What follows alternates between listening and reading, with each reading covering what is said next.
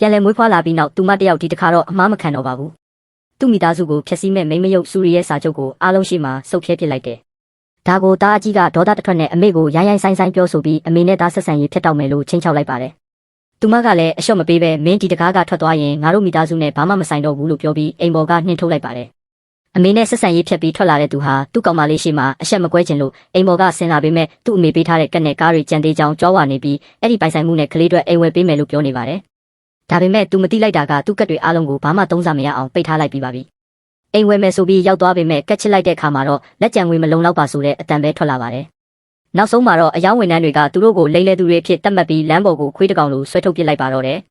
သူမသားအငယ်ကကျောင်းမှာလူမိုက်လုပ်ပြီးအတန်းဖော်ကိုစေးရုံရောက်အောင်ရက်ယုံတင်မကဆရာမကိုပါရိုင်းရိုင်းဆိုင်လို့ကျောင်းကတိုင်ချက်ရောက်လာပါတယ်အရင်ဘဝကလိုအလိုမလိုက်တော့ပဲသူမကကျောင်းကိုချက်ချင်းရောက်လာပြီးတားဖြစ်သူကိုအားလုံးရှိမှတောင်းပန်ခိုင်းပါတယ်တားဖြစ်သူကအောက်တန်းစားလူတန်းစားတွေကိုဘာလို့ကောင်းကုန်ပြီးအမားဝင်ခံရမှလည်းမတောင်းပန်နိုင်ဘူးဆိုပြီးပြန်ပြောနေလို့အားလုံးရှိမှနှစ်တလက်မနှင်တန်နဲ့အားရပါရိုက်လိုက်ပါတော့တယ်မင်းယိုသေးမှုမရှိလို့တစ်ချက်သူတစ်ပါးကိုအနိုင်ကျင့်လို့တစ်ချက်ဆိုပြီးရိုက်လိုက်တာတားဖြစ်သူတောင်ကြောက်တူးတုံသွားရပါတယ်